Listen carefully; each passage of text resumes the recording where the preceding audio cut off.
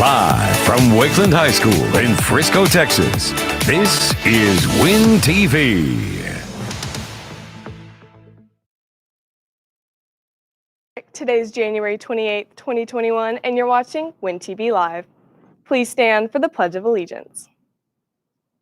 I pledge allegiance to the flag of the United States of America and to the republic for which it stands, one nation, under God, indivisible, with liberty and justice for all. And now for the Texas Pledge. Honor the Texas flag. I pledge allegiance to the Texas, one state under God, one and indivisible. Please remain standing for a moment of silence.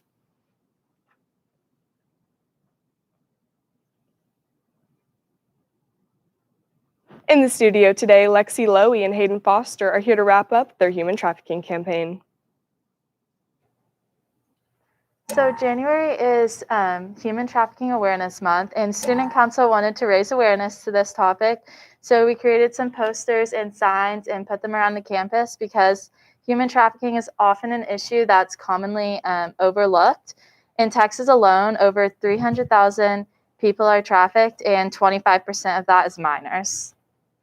As you walk into the school, you may notice the red sand in the sidewalk to represent how human trafficking victims often fall through the cracks. We want to bring awareness to this cause. If you or others need help, please contact the Human Trafficking Hotline. Thank you so much for having us today. Back to you, Brooke. Thank you, Hayden and Lexi.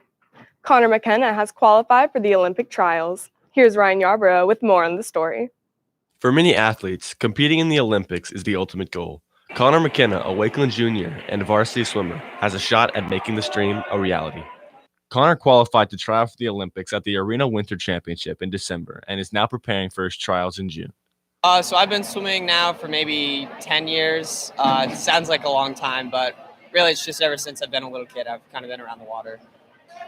So qualifying for the trials meet, is the meet that determines the actual Olympic team. So to qualify for trials is essentially the step before. So everyone goes to the trials meet, you swim prelims, semifinals, and finals, and each round gets more restricted with the number of athletes. So essentially I've made the beginner level at the trials meet, which essentially means that out of all the swimmers in the U.S. even at the trials, they don't get to swim prelims, but the semis and finals are not guaranteed since you have to place well to move on. Not only is Conor good on his own, but he's also a great team player. As a team, Wakeland scored 169.5 points, blowing out the competition, with Reedy at second place with only 72.5. So the training usually starts off, each practice is about 2 hours. So there's morning practice and the afternoon practice usually every day. So that's usually about 30 minutes just loosening up, swimming in the water just to get warm. After that, it really kind of depends. Sometimes it'll be like sprint stuff. Other times it'll just be more aerobic based, swimming lots of yardage. On behalf of Wakeland, Conor, we wish you good luck. I'm Ryan Yarborough for Win TV. Catholic Student Association is having their first meeting of the school year today after school. The meeting begins at 4:30. Consider joining for fellowship and kindness. Senior Casino Night is February 14th at Toyota Stadium. Grab your friends for a night of gambling, trivia, carnival and yard games, great prizes, and dancing. Seniors, make sure to get your ticket by February 1st. On January 29th, HAC closes for the 2021-22 school year course registration. New courses being offered here at Wakeland now consist of African American Studies, Introduction to Esports, AP Computer Science Principles, AP Seminar, Multicultural section. Juniors, please do not make any changes in HAC if you already met with your counselor. Email any changes you may be considering to your counselor. Be sure to check HAC and make sure you have alternates for your chosen electives. If you choose option S, you are subject to be put in an elective with no choice referring back to your alternates. If you choose option C, your alternate is what you will get if you don't get your first choice elective. From personal finance to money management, Claire Cosnor explains the benefits of taking dollars and cents.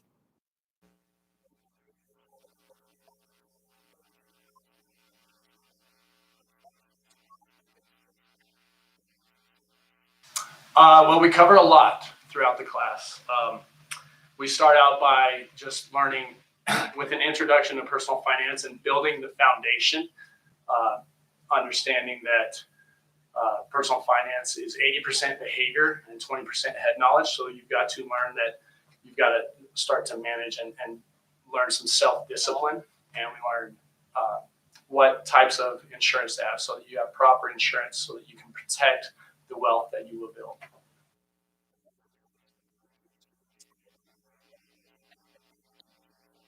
Well, everyone is going to handle their money, and I think that Dollars and Cents is a unique class in that every single student, regardless of what you pursue in life, that this class is going to be beneficial.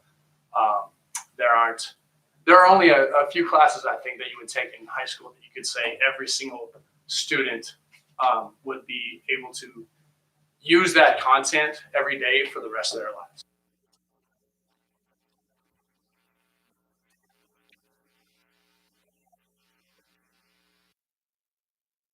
Your last chance to buy your yearbook is tomorrow. Last year's book sold out.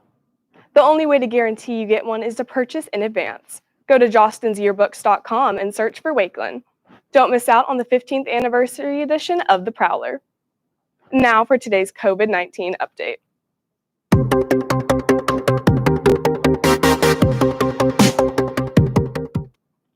Today, Wakeland High School reports a total of 26 on-campus student cases, 6 off-campus student cases, and 2 staff cases of coronavirus, bringing Wakeland's total to 34. More information can be found at friscoisd.org/COVID-19. Frisco ISD has also added a new metric to the dashboard featuring average daily cases, close contact positive rate, case trends, and an average daily concentration of daily cases. A recipe that will last a lifetime. Amy Bennett explains the importance of her grandmother's southern dish. Hi, I'm Abby Brennan, and this is how to make sweet potato bake. My dish is my great-grandmother's recipe for sweet potato bake. So my great-grandmother made this recipe when she was younger. She would spend hours in the kitchen with different ingredients and measurements until she finally perfected this recipe, and now we have it for the holidays every year. Some of the main ingredients are sweet potatoes or yams and pecans and sugar. So good. So the first time I remember having the dish is when my grandmother made it. Even though my great-grandmother made it, I was too young and she got diagnosed with dementia. So when I knew her, she was never able to make the dish for us. But I remember having it for Christmas and Thanksgiving when I was younger from my grandma. It's important because it's one of the few recipes that we have that my great-grandmother made before she had dementia and she couldn't remember any of her other ingredients. So we have it all for the holidays, like twice a year, so that way we can remember her. And then it also just symbolizes our family too. I feel like this dish represents family and just remembering where we come from. It's like my favorite Southern comfort food, so roots, I guess. For Thanksgiving especially, I'll have it for leftovers like the next whole week. So I always love just like eating it. I'm Abby Brennan, and that's the dish. Well, I'm clearly ready for Friday. Sorry, Abby, that I messed up your name. Follow our social media for updates to stay in touch with what is going on at Wakeland. I'm Brooke Frederick, and this has been Win TV Live for Thursday, January 28th. Stay healthy and forever orange and blue. Have a great day, Wolverines.